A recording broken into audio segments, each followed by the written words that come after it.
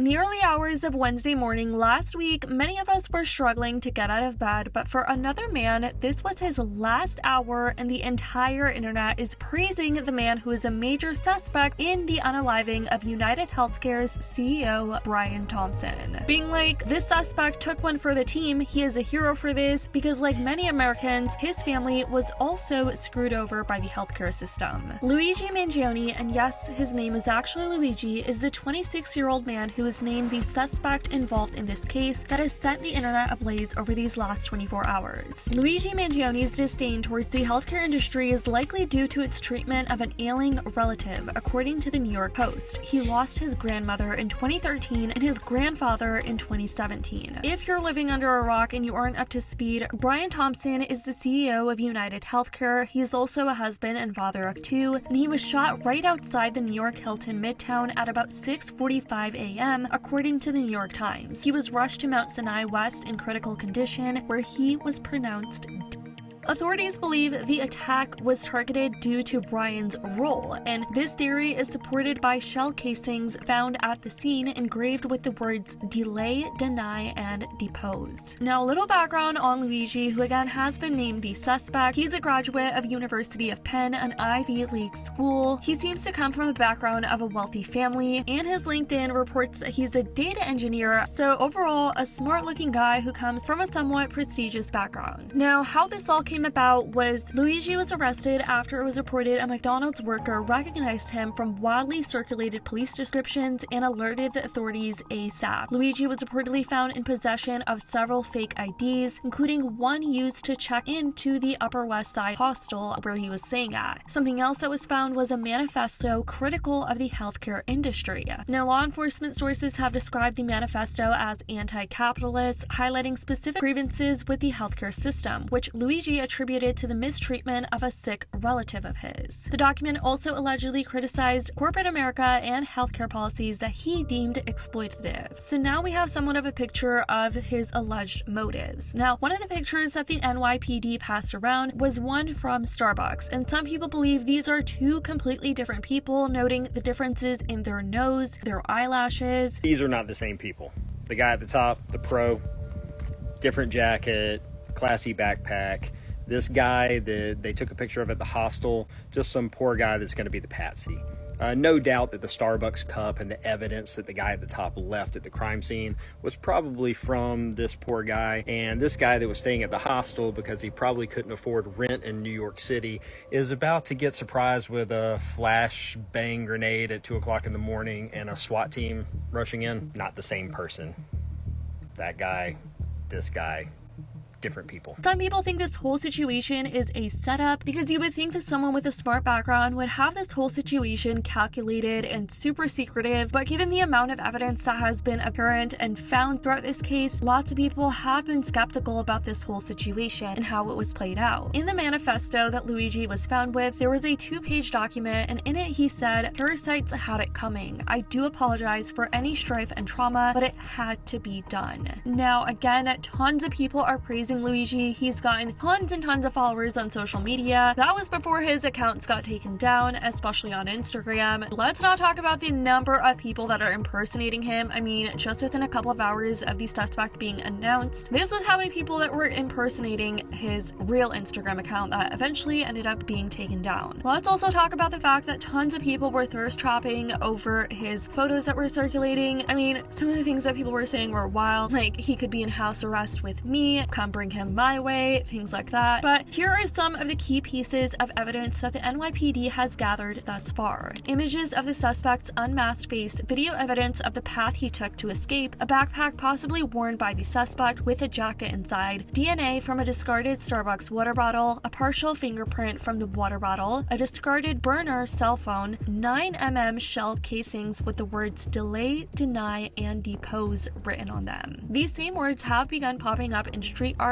and could reference a book critiquing the insurance industry, which was published in 2010 called Delay, Deny, Defend. As of the time I'm recording this, Luigi has not been charged with Brian's at this time. Now, again, if it turns out that Luigi is complicit in this in any way, a lot of people are still viewing him as a vigilante figure. Before his account was deleted, his Instagram comments were going absolutely crazy, you guys. We've never seen anything like this before. I mean, with just a few scrolls, you had his comment section flooded with people saying things like he's a hero, to free him, that he is fine, but moreover, people applauding him and praising him for allegedly committing this act. And I do want to note that there are some people starting to have conspiracy theories about this entire thing, suspecting that this was a setup. Again, keep in mind, this is a young man, just 26 years old, very smart looking guy and a graduate of the University of Penn, a guy coming from a well-educated background, so this news is sure to send shockwaves through the media. Colin Rugg said Mangione is described as a tech whiz and was a former valedictorian. Mangione is an anti-capitalist 26-year-old who shared quotes online from Unabomber Ted Kaczynski. It's also been reported that Luigi allegedly liked this post, writing, "Imagine a society that subjects people to conditions that make them terribly unhappy, then gives them the drug to take away their unhappiness." Science fiction, it is already happening to some extent in our own society. Instead of removing the conditions that make people depressed, modern society gives them antidepressant drugs. Now, as far as the minority who are attacking the people who are excited about the unaliving of the UnitedHealthcare CEO, being like, how could you guys be happy about this? This was not right. This was not okay. People throwing it back at their faces, being like, if you deny an insurance claim and someone passes away, well, what is that called? Being like, it's pretty much the same thing. The healthcare industry is also unaliving people in a way, for denying access, delaying treatments. The craziest thing about insurance is that you pay into it and they can simply say no. Dude, I'm seeing so many people criticize the reactions of like excitement about the UnitedHealthcare CEO getting shot. They're like, this is not okay. This is an innocent man who was killed. You cannot celebrate the killing of an innocent man. No, it isn't. No, it isn't. No, it isn't. This is a dude whose job it is to commit murder behind a corporate veil. They are wolves who want to kill you for money. These are people whose job it is to take money from you and then make you think that you're going to be covered when an emergency happens. And then when your 4-year-old daughter has leukemia, they go like, oh dude, stall. She'll die. Just wait it out. She'll die. And if she doesn't die, buy us time to find out why we can, deny this claim. It doesn't matter. And I'm seeing so many people say like, vigilante justice is never okay. It's never okay to do that. It ain't okay for the first option, but nothing else is happening. You'd like to think that there's laws in place that prevent people from committing the corporate murder. Like, oh, it should go to the courts then. If it's a crime, it should go to the courts. You'd love to see that, but it ain't happening. David Betris posted a video on TikTok that went absolutely viral, expressing his belief that the individual seen in the surveillance footage, now apparently identified as Luigi, is not the actual person who unalived Brian, and he actually gave some interesting points. Here was his take that went viral. 39 years a lawyer. I've done so many murder trials. I cannot remember them all. I've won, I've lost, I've had hung juries, but I've watched this case pretty closely. Let me just tell you some of my observations, and in the comments you could think of them full of crap or not. We never saw the actual shooter's face. And the shooter knew the CEO's schedule. Now, when a spouse dies, or a girlfriend or boyfriend dies, the number one suspect is always the spouse or the girlfriend or boyfriend until they're not the number one suspect.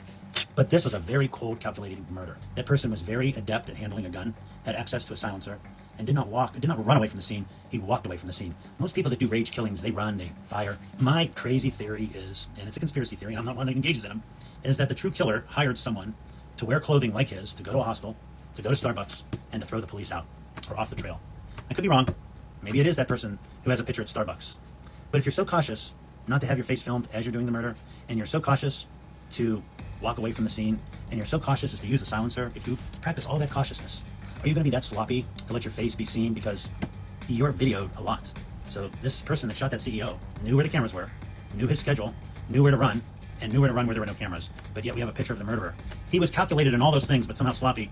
But I'm just saying, I think there's a little more to the story than what we're being told. Let me know what you think in the comments. I could be wrong. It's just my 39 years of experience thought. Yesterday, Luigi was also believed to schedule a YouTube video titled The Truth, which many people were eager to watch, but the account was deleted off of YouTube all of a sudden. Now, it's unclear whether the person behind this channel was actually Luigi or not, since as I mentioned, there was tons of people impersonating him right now, but people just felt like this whole situation seemed like something you would see out of a dark movie, all playing out in real time. The video concluded with with a message stating that more videos would be uploaded to the channel, but the video was captioned, "If you see this, I'm already arrested." As of Monday evening, it was reported that Luigi appeared at his first court hearing, but let's just say people don't think this looks like him. Like, this looks like a completely different person, but these are the mugshots that are supposedly him that's going viral. Here's also a video of him being escorted by the police. Again, you guys let me know if you think this is the same Luigi from his other photos that we've seen, because a lot of people are conflicted. But anyways, you guys, this has been the update as of right now. I'll definitely keep you updated on the situation as it develops. Let me know your thoughts on all of this in the comments down below. It's definitely insane. I love you guys so much, and as always, I'll see y'all in the next video.